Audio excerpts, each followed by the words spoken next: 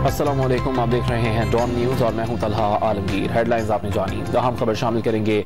वजीर आला सिंध मुराद अली शाह ने कराची में बढ़ती स्ट्रीट क्राइम की वारदातों का सबब मुल्क की मुआशी सूरत हाल करार दिया है। मीडिया से गुफ्तगू में कहा कि स्ट्रीट क्राइम का चैलेंज कबूल करते हुए उसे काबू करेंगे।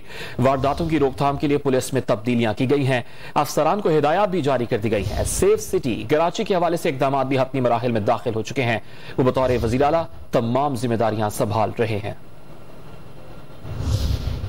अक्सर जगह पे ऐसे लोग भी इन वाकयात में शामिल होते हैं जिनकी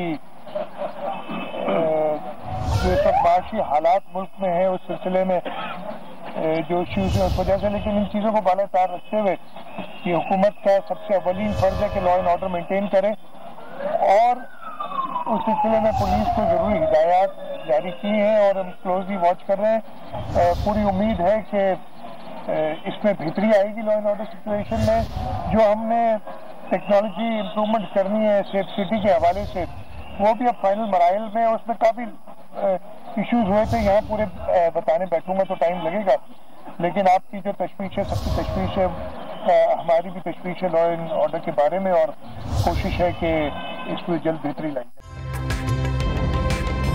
ताज़ा तरीन वीडियोस के लिए हमारा YouTube चैनल सब्सक्राइब करके बेल आइकन प्रेस करिए ताकि आपको मिले हर अपडेट सबसे पहले।